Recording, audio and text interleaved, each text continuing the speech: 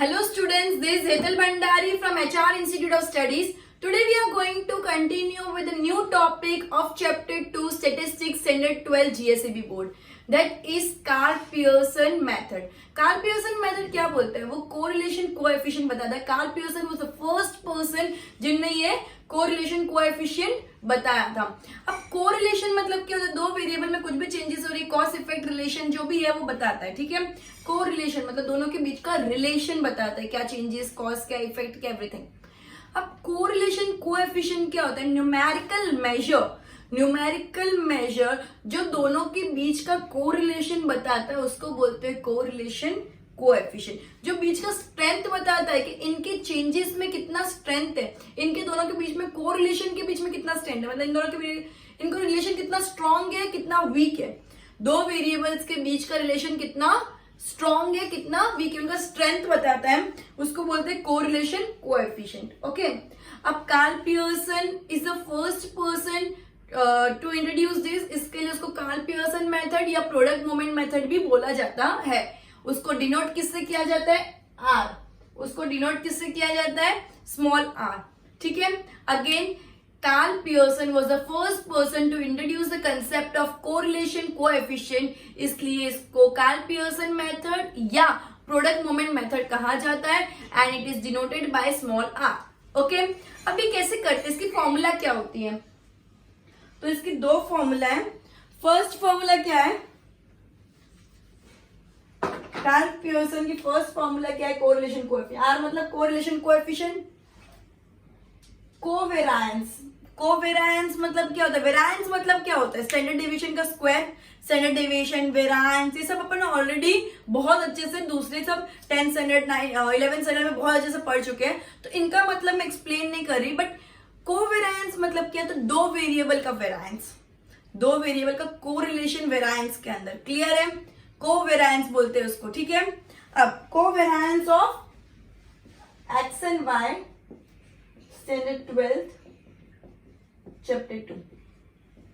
Okay, R is equal to covariance of x and y upon standard deviation. SD लिख दो उसको.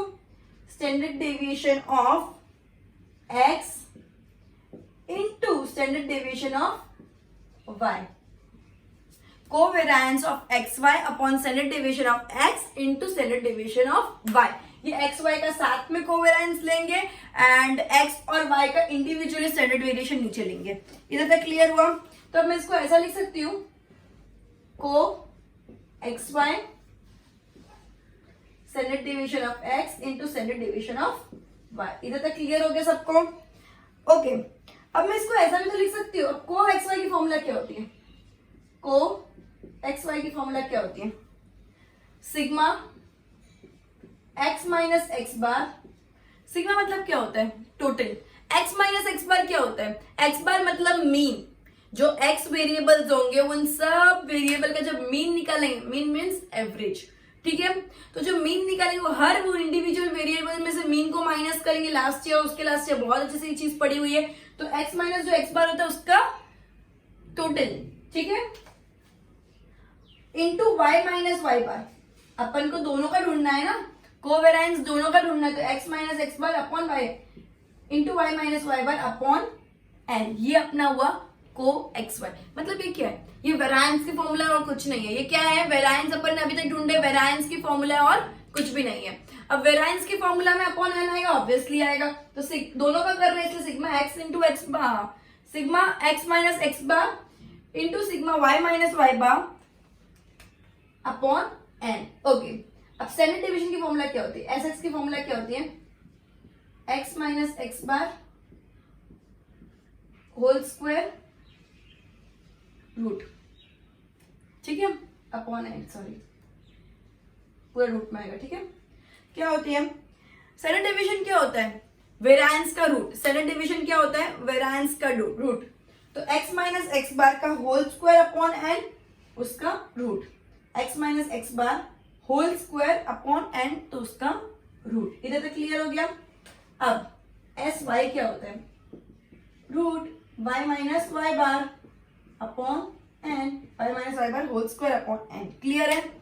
इधर clear हो गया। अब मीन की फॉर्मूला क्या होती है, summation of x i, x bar क्या होगा summation of x i upon n, and y bar क्या होगा summation of y i upon n. इधर तक क्लियर है सबको।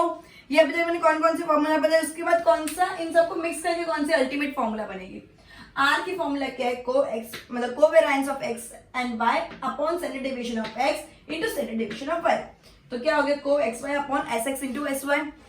ठीक है, अब को एक्स वाई की फॉर्मूला क्या होती है, summation of x minus x bar into Y minus Y bar upon N. इसमें कुछ भी रूट नहीं आएगा। अब उसकी फॉर्मूला क्या होती है, standard deviation of x variable that is x minus x bar whole square upon n का root, x minus x bar whole square upon n का root. And standard deviation of y की formula क्या होती है, y minus Y bar summation of y minus Y bar upon n का whole square into इसका root. ठीक है, अब एन का स्क्वायर नहीं आएगा, सिर्फ ऊपर वाले का स्क्वायर आएगा, एन का स्क्वायर नहीं आएगा, सिर्फ ऊपर वाले का स्क्वायर आएगा। अब सिर्फ ऊपर का रब कर रही हूं, ध्यान से सुनना। ठीक है, अब ये को एक्स वाई है, को एक्स वाई, तो को एक्स वाई की फॉर्मूला क्या है, इसको भी रब करें तो स्पेस की कमी है इसके लिए। आर की फॉर्मूला क्या होती है, को X Y upon X X into S Y. अब को एक्स वाई की फॉर्मूला क्या है, तो आर क्या हो जाएगा sigma x minus x bar into Y minus Y bar upon n into S x की फॉर्मूला लगा दूंगी मैं, तो एस एक्स की फॉर्मूला क्या है रूट, तो ये स्क्वायर और ये हट जाएगा, लेकिन एन पे तो स्क्वायर रह जाएगा ना, X minus x bar upon root N into Y minus Y bar upon root N. ये चीज कैसे फ्रेम हुई है, कैसे ये फॉर्मूला बनी है, वो टेक्स्ट बुक में नहीं दिया है, इसलिए ध्यान से ये लॉजिक सुनना कि ये फॉर्मूला से ये फॉर्मूला कैसे क्रिएट हुई। ओके, सो ये क्या हुआ, एन तो इसका एन है into S X into S Y किया मैंने, एस एक्स में होल स्क्वायर था तो स्क्वायर और रूट कट कर दिया, नीचे तो रूट आएगा बिकॉज एन का स्क्वायर नहीं था। क्लियर है, तो नीचे रूट एन हो गया, इसमें भी सेम नीचे रूट एन हो गया।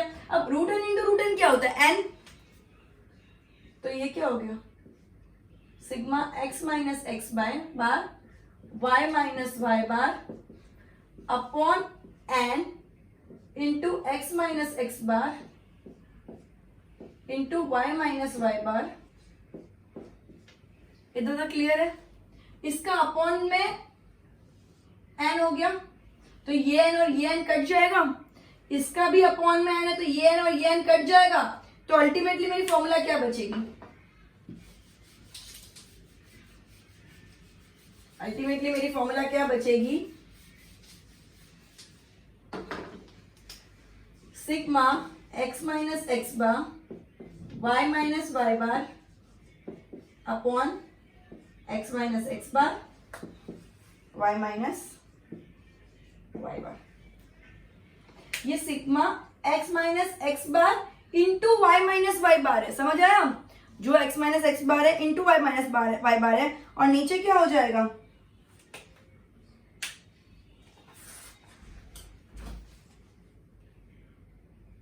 इन लोगों ने स्क्वायर लिया, ठीक है, तुम लोग वैसा भी ले सकते हो,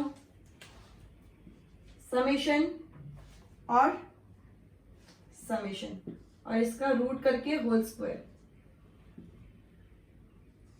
ठीक है, तो ये भी कर सकते हो कि रूट और स्क्वायर कट नहीं करो, सिर्फ वो एन का जो कंसेप्ट है उसको कट कर दो, इसको रूट रहने ही दो और होल स्क्वायर भी रहने दो, बिकॉज होल स्क्वायर करके तुमको सम करना रहेगा, इसलिए इसको रहने दो। और नीचे एन इंटू एन वाला कंसेप्ट समझ आ गया, इधर तक क्लियर है। सो ये क्या है, अभी हम ये इतना इंपॉर्टेंट नहीं है कि तुमको किधर भी बताना नहीं पड़ेगा कि ये फॉर्मूला कैसे डिराइव हुई, डेरिवेशन तुम लोग को है ही नहीं, ये तो सिर्फ तुम्हारे समझने के कंसेप्ट से समझा रही हूँ, नहीं भी समझोगे, नहीं समझ आ रहा कुछ नहीं, फॉर्मूला लर्न कर दो। ठीक है, फॉर्मूला क्या है, sigma x minus x bar, r की फॉर्मूला क्या है, sigma x minus x bar into Y minus Y bar upon root में sigma x minus x bar का whole square and y minus Y bar का summation of y sigma को क्या बोलते हैं summation of y minus Y bar का whole square. ये हो गई अपन की आर की फॉर्मूला। अब दूसरी एक और फॉर्मूला है, जब एक्स और वाई इंटीजर्स, ये कब चलेगी, जब दोनों इंटीजर्स हो। लेकिन ऑल्टरनेट एक और मेथड है, वो बाद में समझाऊंगी जब उसके सम्स आएंगे, अभी दोनों में कंफ्यूजन हो जाएगा, इसके लिए एक बार के लिए रखो। अब assumptions क्या है, कार्ल पियर्सन कोएफिशिएंट मेथड के assumptions क्या है?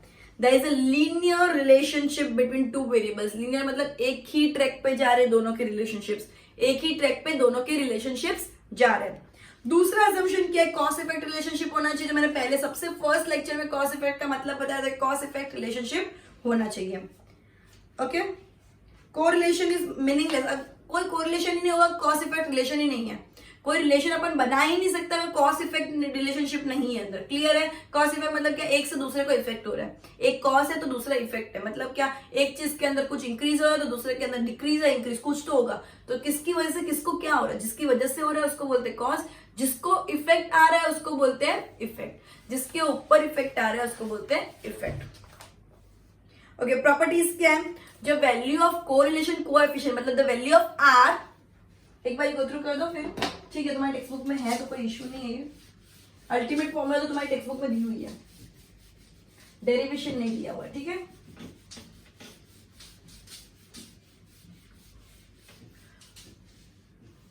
Okay, properties of correlation coefficient, again important mark कर दो, इंपॉर्टेंट है। सबसे पहली प्रॉपर्टी क्या है, R should B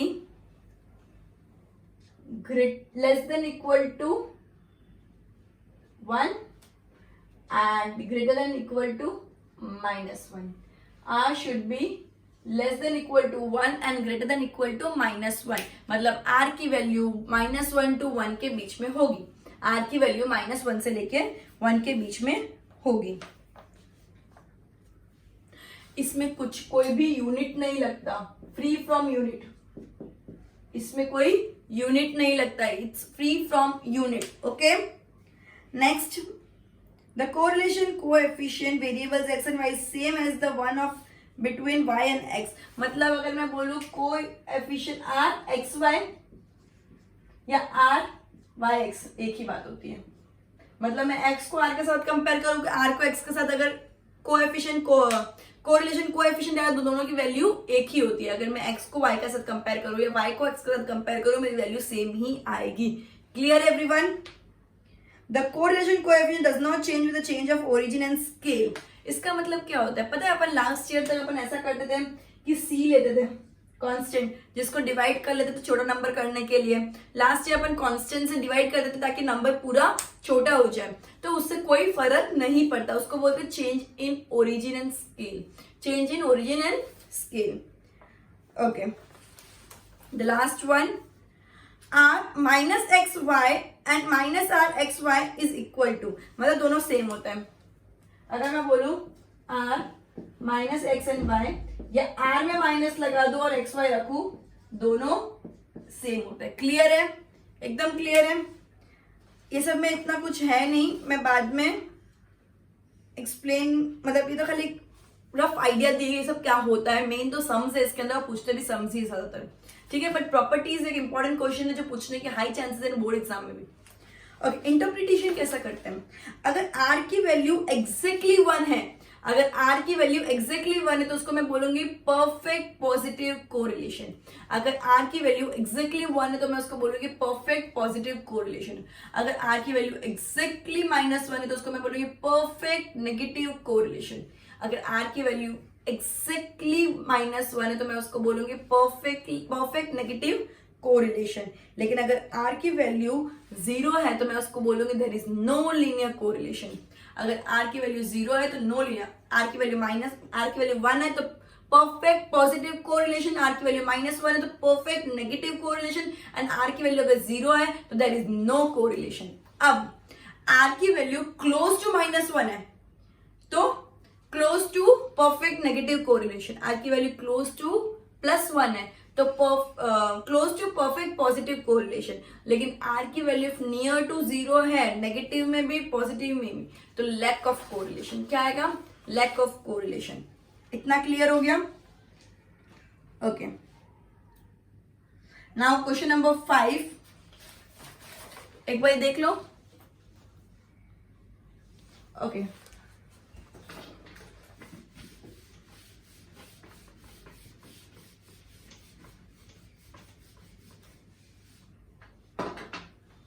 question number 5.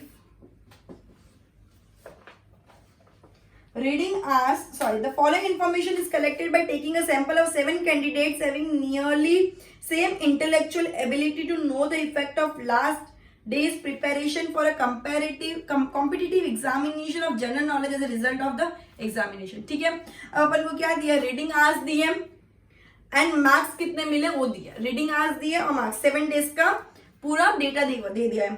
ठीक है, तो मैं अगर रीडिंग आज x सपोज करूं और मार्क्स ऑब्टेन y सपोज करूं, यूजुअली मुझे जो भी पहला डेटा दिया होता है मैं उसको x सपोज करती हूँ, दूसरा डेटा उसको y.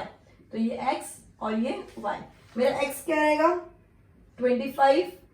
तुम लोग को लिखना है x के ऊपर रीडिंग आज है सब 30, 28, 34, 40 एंड 36. ये कुछ नहीं, जो डेटा तुम लोग को टेक्स्ट बुक में दिया है मैंने एज इट इज रिकॉर्ड किया है.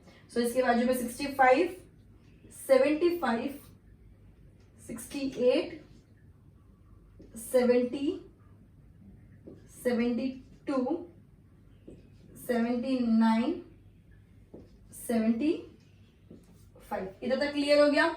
अभी आ गया मेरा x एंड y. तो x एंड y का टोटल करके मैं मीन ढूंढ लूंगी. तो इसका टोटल कितना है, इसका टोटल है 231 एंड इसका टोटल है 504. तो मेरा मीन क्या आ जाएगा, x बार क्या आ जाएगा, sigma x i, that is इसका summation that is 231 upon n, मतलब 7 इयर्स का डेटा दिया हुआ. तो ये क्या आ गया 231 upon n, 231 upon 7 that is 33. तो ये मेरा क्या आ गया, x बार कितना आ गया 33. अब मैं y बार ढूंढूंगी. Similarly summation of yi upon n is the formula for y bar, that is y mean is equal to total है 504 upon 7, that is 7 7 are 49, 7 2 are 14, that is 72. ये मेरा क्या आ गया, दोनों के मीन आ गए. अब मैं x माइनस एक्स बार y माइनस y बार ढूंढ सकती हूँ. ठीक है, तो ये x माइनस एक्स बार. ठीक है, फिर ढूंढूंगी y माइनस y बार, फिर ढूंढूंगी x minus x bar into Y minus Y bar, because अपन को ऊपर कोवेलेंस के अंदर वो चीज यूज करनी पड़ती है. तो x माइनस एक्स बार मतलब जो ये आया इंटू ये y माइनस वाई बार. फिर क्या ढूंढूंगी, x माइनस एक्स बार का square into Y minus Y bar का square. x minus x bar square and last that is y minus Y bar का स्क्वायर. ओके, अब 25 minus 33, ये जो भी है इसमें से इसको माइनस करेंगे. 25 में से 33, 38 में से 33, 30 में से 33, 28 में से 33, 34 में से 33, 40 में से 33, 36 में से 33, ऐसे करके x माइनस एक्स बार ढूंढेंगे. तो अल्टीमेटली मेरा क्या आएगा -8. तुमको कैलसी में करना है 5 माइनस और प्लस का ध्यान देना, पहले इसमें से उसको माइनस करना है. ऐसा मत करना बड़े में से छोटा नंबर माइनस कर रहा हो, नहीं, कंपलसरी एक्स आई में से ही एक्स बार को माइनस करना है, मतलब इसमें से ही उसको माइनस करना है, भले ये नंबर छोटा है वो नंबर बड़ा है. ठीक है, -3, -5, 1, 7, 3. ओके, हमेशा x minus x bar and y minus Y bar का टोटल 0 ही आएगा. और ये क्या हो जाएगा, इसमें सिमिलरली इसको y बार में से माइनस करेंगे, that is 65 minus 72, 75 minus 72, 68 minus 72, 70 minus 72, 72 minus 72, 79 minus 72 and 75 minus 72. Similarly same minus करेंगे तो क्या आ जाएगा -7, 3, -4, -2, 0, 7, 3. तो इन दोनों का भी टोटल क्या आ जाएगा 0 0. अब इन दोनों को इंटू करेंगे, x minus x bar into Y minus Y बार के अंदर 8 7 56 माइनस माइनस प्लस हो गया, 5 3 15, -3 इंटू -3 4 12 माइनस माइनस प्लस हो गया, 5 2 10 माइनस माइनस प्लस, 1 0 0, 7 7 49, 3 3 9. तो इसका टोटल क्या आएगा 151. Now x minus x bar का होल स्क्वायर, सो 8 का स्क्वायर 64, 25, 3 3 9, 5 5 25, 1 1 1, 7 7 49 and 3 3 9. इसका टोटल आएगा 182.